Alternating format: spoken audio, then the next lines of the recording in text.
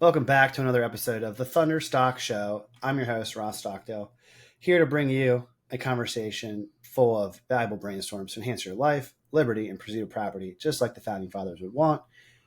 This season is all about the EOS journey, and who better to talk about the EOS journey than with Will? He's an expert EOS implementer.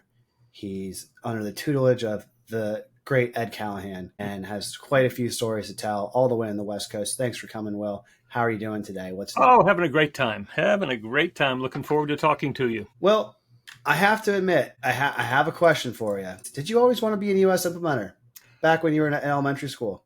10 years ago, I did not know what EOS was.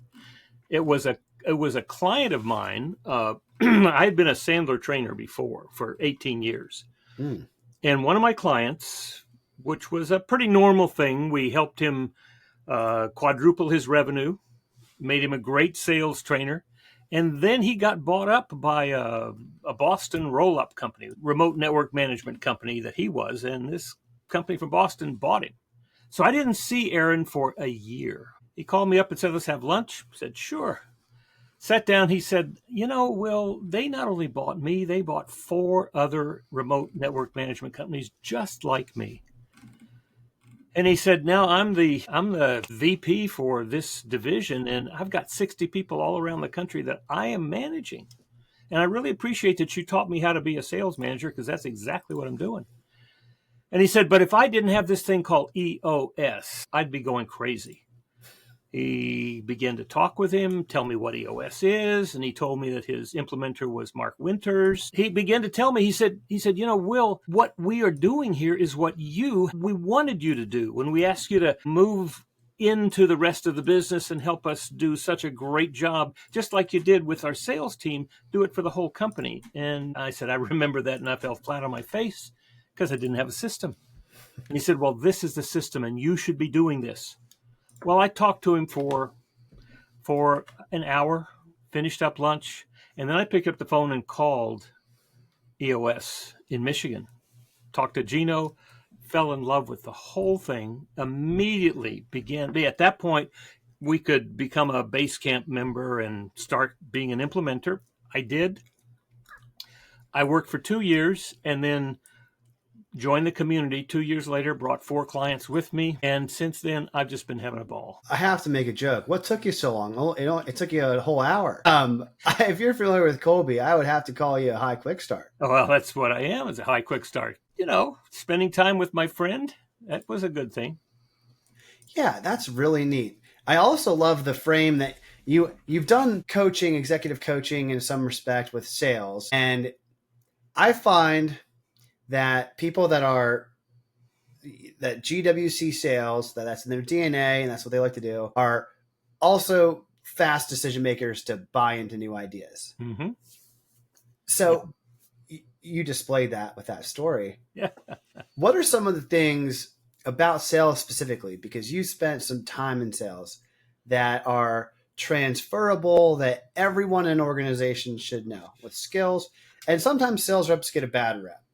Salespeople get a bad rep because when business is great, it's like, oh, you're the hero. When revenue's slow, it's the salesperson's fault. They may be getting blamed. Then if they have a great month the last month, it's like, okay, it's the 10th. You're behind quota. What have you done for me lately? So what are some frames in sales leadership and now with EOS implementation that you can help to advocate for the sales guys out there? Well, when you use the word quota, that's where I would begin to challenge. Okay. Quotas tend to come from the top down. And what EOS does, as well as what I did with salespeople, is I taught sales managers to not ask people to do what the sales manager wanted to have done, but to ask the salesperson, what do you want? Now, the sales manager can have the goal of the company for sales, and he can say, this is what I want to get done. But the next question is, what part of that do you want to do? Because it all starts with personal motivation. If we start telling people what they have to do, they're going to start backing away. That's automatic resistance that's built into our hardwired brain. That's just how we do it. You tell me what I have to do, I might just go passive, or I might go passive aggressive and tell you to take a hike. Or maybe I'll say, yes, I'll do it, but it never happens. It's not a committed yes. It's Oh, a, did you read the terms and conditions of this document? Yes. Click to proceed. right. So the same thing with EOS. We don't want to tell people what they have to do. We want them to be in the place where they're doing what they love doing. And our job as leaders in EOS, as it was in for sales manager, is to help people discover what they love doing by using the people analyzer. You know, there's so many things that we do that we're really not good at, we don't want to, or we might be good at, but we don't want to do it. Mm. That's our lowest level of productivity.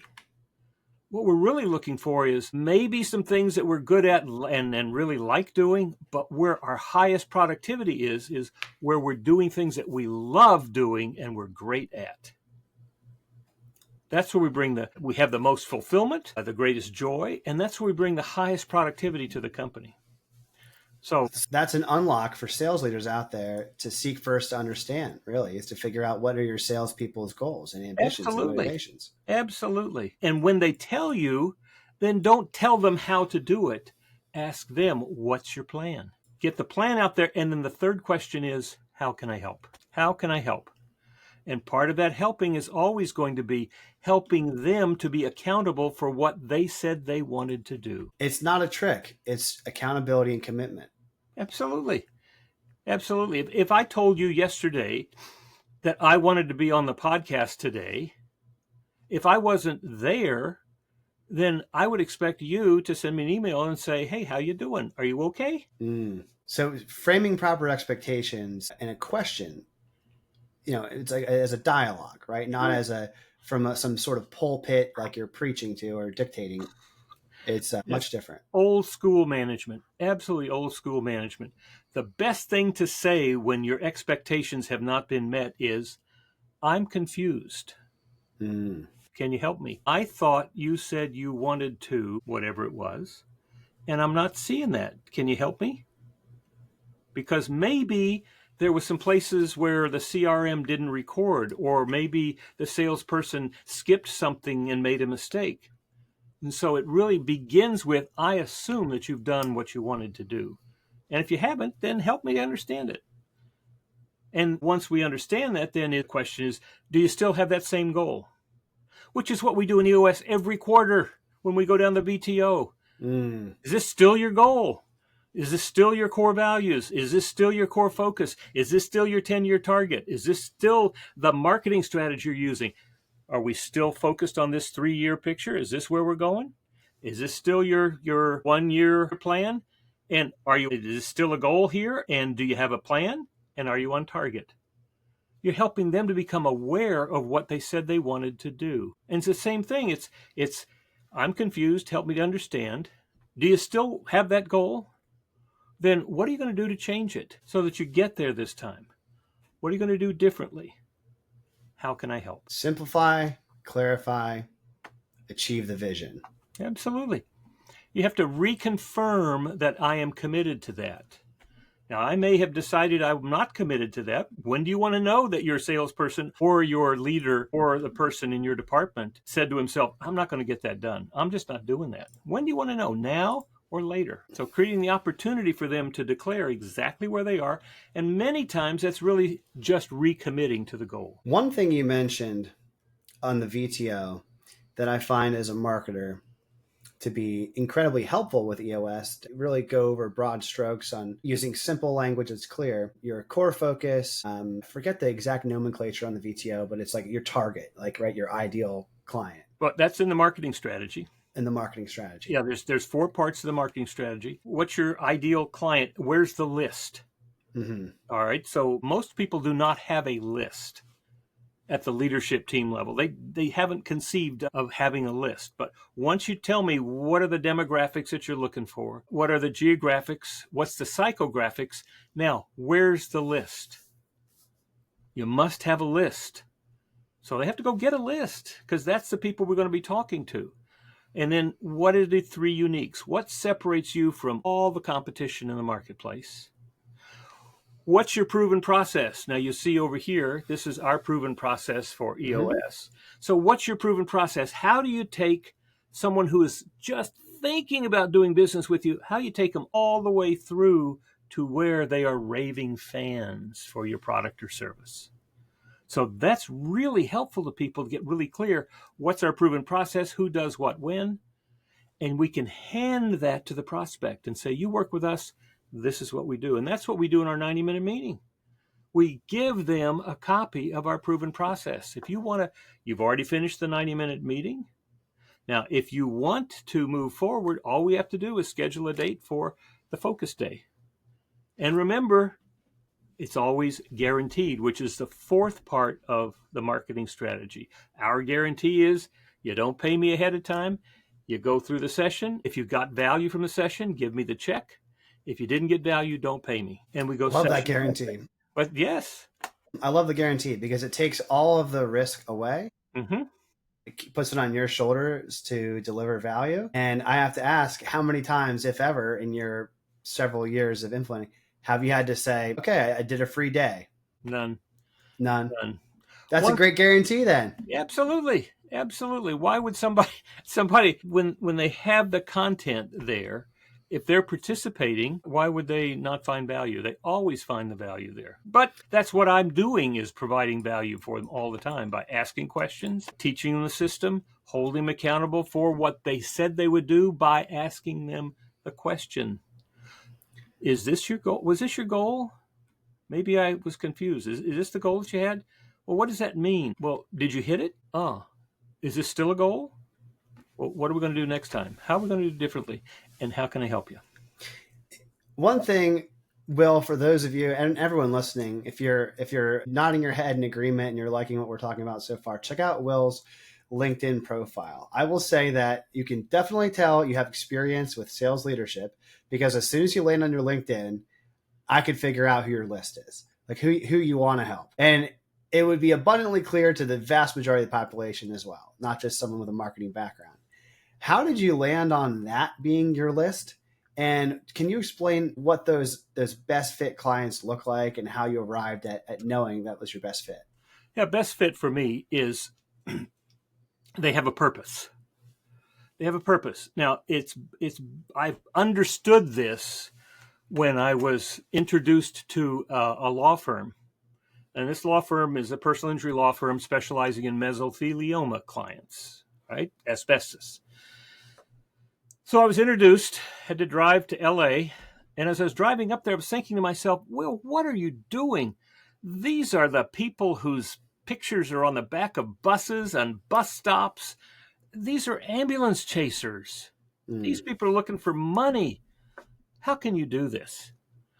Well, when I got there, what I found, to my great amazement and joy, was the 4 attorneys there were literally, their hearts were open to their clients. They stay with their clients for 2, 3, 4 years to go through all of the accumulation of data, presentation to attorneys, looking for settlements, and then taking it to court very often, and then sticking with them until that judgment becomes a settlement.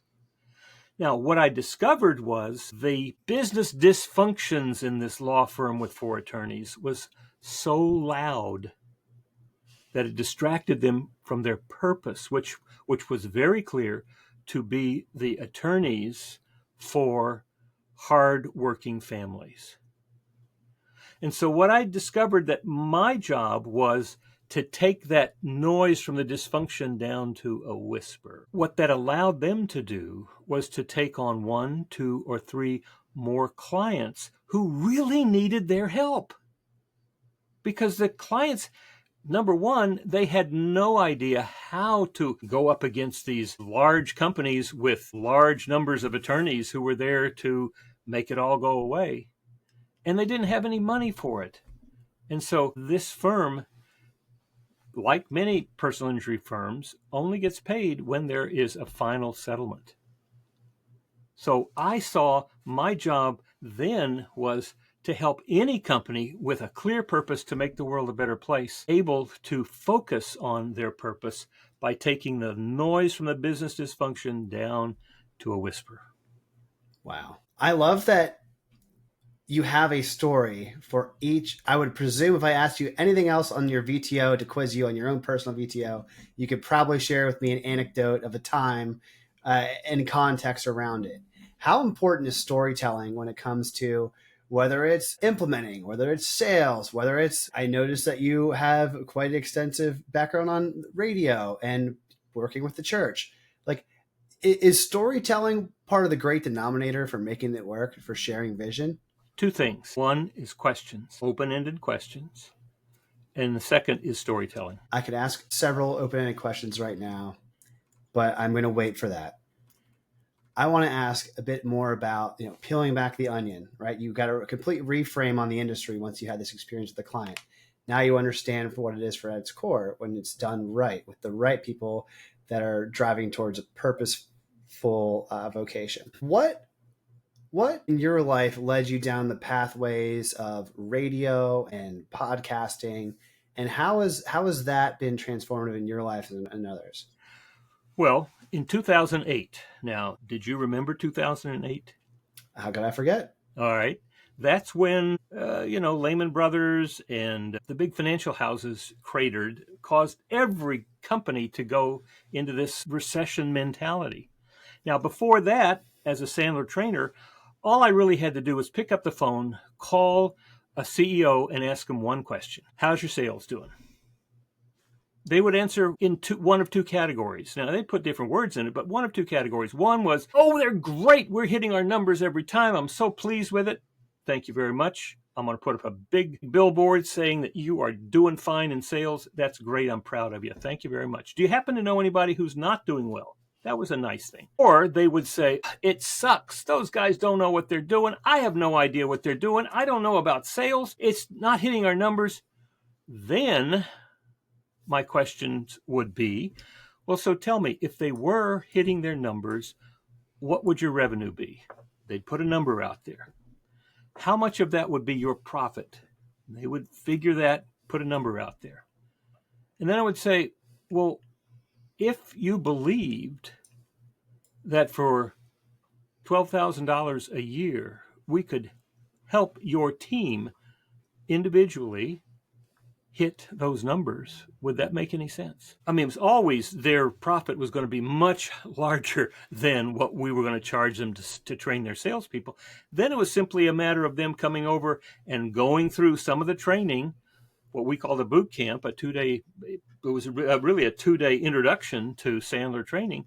And that worked fine. All I got to do is pick up the phone, talk to people, ask them how their sales are doing. Well, when 2008 hit, the mantra was, cash is king, don't spend any money, period. Because we don't know what's going to happen. Don't spend money. I talked to my good friend Rick Franzi at a tech meeting where I was speaking, and I said, he asked how I was doing, and I told him, I just feel like nobody wants to talk to me now because they know I'm a trained killer. I'm a Sandler trainer. They don't want to spend any money. No matter how good the return on investment would be, they don't want to spend any money. So he said, well, you need to call Paul Roberts. Paul just started the OC Talk radio channel. So I picked up the phone next day. Well, no, I got on the OC Talk radio website and started chatting with whoever was on the other side, asking about how could I do this, what would happen, and tell me about podcasting and radio. And we got down there, and I said, well, now I need to talk to Paul Roberts. And he said, I'm Paul Roberts. I thought that Paul Roberts was the owner of this large, large operation. I didn't realize that he was sitting in his bedroom at that time. Oh, my goodness. I was number 2 on the show, but by the time it was over, as a quick start, I gave my credit card, and 2 weeks later, I had a podcast. And what that allowed me to do was to pick up the phone and say, hi, Ross, this is Will Crist. You probably don't know me, but I do a radio show every week. And I talk to people, CEOs of companies like you, who are doing great work with all of their salespeople and with all of their company. I'd love to have you on the show. This is the way that we help other entrepreneurs make progress. And they would first say, was it cost any money? No, this is our contribution back to the community. Well, what do we do? And at that point I said, well, what you do is you invite me to your conference room, and we spend about an hour. You get to know me, I get to know you. Tell me all about your business, what's going on, because that's how I'm going to turn it into a great podcast. And then we'll pick out a Wednesday afternoon at 5 o'clock. And at that point, it was, you'll be on your phone in your office, and I'll be on my phone, but we'll be recording this. And it was live. I said, then after that, a couple weeks later, I'll bring you the recording of the podcast, and then I'll ask you if there's anything you can do to help. What's that called? Sales call. Wow. I absolutely love hearing this story because as someone who started podcasting in 2018, 2008. but to hear that what it was like 10 years ago, Yeah. it is a wonderful lesson. And for those that are listening and you want to figure out how I got in this conversation with Will, pretty similar. Reached out and said, hey, I've got a podcast. I'd love to have you on here. Again, not a sales pitch, but similar acquisition. And you just, that was your first time, I would assume, like on live. And you went from, I can only express the nerves for most people who have never done a podcast before and to do the first one live, like on air. Mm-hmm. What was it like the very first time? Like, what was your experience? Like, was it a piece of cake or was it like, was it nervous? Were you nervous? A phone conversation. So you've done 1,000,000 times. You're like, yeah, ride a bike. I've done over 250 podcasts since then. Okay. On and off. It's not been all the time, but I've done a lot of them. But it's always about a conversation. Mm-hmm. I'm not, well, this is one of the things we had to help salespeople learn. My job is not to reach into your, to get you calm enough so I can reach around into your wallet and take money out of it. That's not what sales is about. Sales is about creating a context where people can be open and honest with each other. And then at some point, people are going to begin talking to you about what their issues are. And that's all they are. It's just issues. They're not enormous problems that are going to explode. They're simply issues. And when I can help them to see it's just an issue, what do you want to do to solve it? Then we got a great conversation. That's what facilitating, an L10, right? An IDS session. Yes. So IDS and sales, not that much different. No. Well, I mean, because sales is such a heavily loaded term, I would rather talk about engaging in conversation rather than sales. Right. Because what we're doing is we're looking for people who have a problem that they want to solve, and I think I might be able to help them. And they think I might be able to help them. It's just so simple that it makes so much sense. I feel like people overcomplicate, and not just necessarily for sales, but whether it's, I can't be an effective leader because I don't have an MBA, or this won't work for my business because my business is unique. Whatever the objection would be, and I'm sure you've heard plenty. And Sure. Again, not saying the word objection in terms of sales, but whatever the limiting belief may be, it's creating an environment to just have them open up, get it all out there, and then I'm assuming you ask the question, why do you believe that? Uh-huh. Right? Like, why do you think this wouldn't work for you? Why do you think you're unique? And then creating space for empathy and open and honest, which has a parallel with healthy leadership team, right? How you build trust. It's, displaying empathy, being open and honest, not, the role of the dictator, thou shalt. It's, anyway, I'm just thinking out loud and how apt of an analogy that is. Well, all of us implementers learn from Mike Payton that all we are is a dumb guy or a dumb girl with a marker. We don't have all the answers. We have a system that creates a context. We have some tools that people can use and learn to use, but all the hard work is done on their side. We just give them the context and the tools and then hold them accountable for what they said they wanted to do. So, next question for you. I noticed on your LinkedIn that you had spent some time, just about 50 and a half years as a priest. Can you explain? 50 years. 50 years? 50 years. Last year was 50 years as a priest in the Episcopal Church. Can you talk a little bit about that journey? Sure. Because that's it. number one, 50 years with any organization is quite a milestone, Uh-huh. but especially with the church.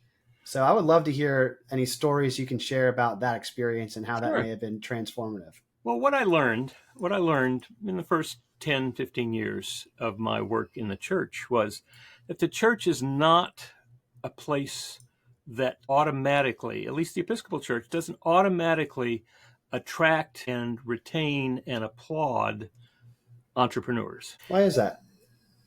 It is into maintaining what has been there before. And I don't know why, but that was just my experience. And so while I never stopped working with the Episcopal Diocese, I never stopped being available to help out on Sundays at various places and served in leadership positions in the church. What I discovered was that my ministry is really helping business leaders transform the way that they're running their business and the way that they're running their lives. How many business leaders do you know who are working over 40 hours a week? They've been in business in their particular company for 3 to 5 years, so they've gotten beyond the hair on fire startup phase.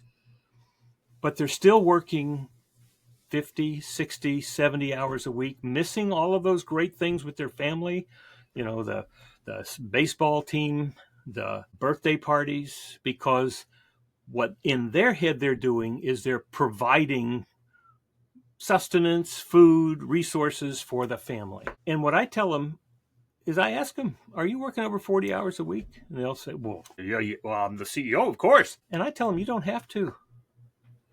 You don't have to. Because that's what the EOS system does. And when that changes for them, because now they have a team that they can trust, who they know GWC that seat, they know things are going to get done. And they also know if it doesn't get done, if there's something in the way, they're going to bring that issue back to the leadership team or to their own departmental team. That frees up that business owner first to be free to, as many of my clients, to take off for Europe with their family, to go visit their grandkids, in some cases, to visit their kids in college. And they also freed up to do what they love doing. Then the leadership team begins to do the same thing. They begin to delegate to other people and elevate themselves so that they're doing what they love doing and they're great at. And as that migrates all the way through the organization, and ultimately everybody is doing what they love doing with people they love because they all share the same core values. They know clearly how what they're doing, the little part of the business they're doing, is helping the company make the world a better place. They're all getting compensated appropriately, and they have that plenty of time left over for their family and their other passions. Now, that to me is a ministry. Ministry, living the EOS life, lots of similarities. Mm-hmm. What's one challenge, Will, that if you could help solve, it would make the world a better place? The one domino. If I could help somebody else in a company solve it? Or in your own business, in your own life. Oh, well, for me personally, it's always the issue of having more conversations with business owners. It's not any different from 2008. It's why do I want to talk to this guy? That's one thing for me personally. It's just having more conversations with business owners. To me, EOS is a system that can really put a dent in the way we do business. It can change the way that we relate to each other. It changes the way that people work together and how they work with themselves. It provides clarity and accountability. That's what I've been dedicated to for the last 10 years. Spreading the good word. How do you spread it further? How do you spread it wider, farther? Yeah. Well, LinkedIn is one. Video is another. I do weekly newsletters. Lots of different ways of writing and thinking and talking. Yeah, just expressing yourself, putting yourself out there. I love a question. If you could have a conversation with yourself at 8 years old, going way back, what would you say to that person, or what would you ask that person? Well, when you asked me yesterday, it was pretty clear. It's never give up. Mm-hmm. That quote that I have on cups that I use in session rooms from Winston Churchill. Never, never, never, never give up. That's so true. It reminds me of an image where there is a potentially pelican with a frog in his mouth, and the frog is jarring open the beak of the pelican to try and get out. And I think that quote's underneath. Yeah. It's a great analogy. Yeah. Never give up. Well, I've got a question for you. This is not from me, but it's for you, from my last guest, not knowing who you'd be or anything else about you. That question is 20 years from now, you've written your biography. The reader is now up to today's date. What's the name of the chapter for where you're at in life today? Integration. Yeah. Yeah. Because for 10 years now, for me, when I help people look at their core values, that's a spiritual journey. When I help people to get clear about what they want to do, that's a spiritual journey. And it's moving people from their head to their heart. Now, that's what I've been doing in business. Now, I have not called that spirituality. I haven't called it ministry to people, but that's the lens that I see through. And now what I find is the things that I've learned in terms of organizing business, creating a context where you can affect change in business. You can affect solutions to issues that can be used in the church as well. And so integrating those two for me is what I'm doing for the next 10 years. So that's the chapter I'm on right now. I have a group called Metal that meets on Saturday morning. There's about 400 people around the world. They're all men. They're in media, education, law, all sorts of things, but they're all focused on heart-centered leadership. And so when I share with them what I have learned in a weekly hour-long expert session on EOS, we're talking about getting vision and traction, not just for the business, but for the people themselves. And so it's this integration of the various pieces that I have worked on for a long time. The fun part about the other side of this coin is now, Will, you have the opportunity to ask my next guest, who you may not know, one question. And what would that question be? What is it that they have to let go of right now in order to blossom into doing what they absolutely love doing and are great at? What are the 3 things that they have to let go of right now to move into what they love and are great at? That's a really great question. That is something that everyone listening should ask themselves, because it applies. Doesn't matter if you own a business, doesn't matter where you are in life. If you ask that question and keep it in the forefront of your mind, you'll start to identify what's blocking you and be able to affect some change. So I appreciate that question. Looking forward to sharing it. Well, much less deep and much less philosophical is, where can people find you to learn more and get in touch? Well, they can go to EOS Worldwide /Will-Crist, or they can go to EOS Worldwide and look for an implementer and put my name in, and there it will be. They can call me at 949-355-6013. They can find me on LinkedIn at Will Crist. They can also text me using that same telephone number. There we go. Everyone listening, thank you for coming on this brainstorm journey with us, learning more about Will and his mission to make everyone's life around him better, more integrated between the head and the heart. I don't run ads in the show. I don't plan to ever. So if you found value in the episode, please share it with a friend so they may benefit as well. Will, thank you for your time and expertise in storytelling. Until next time, everyone, be well.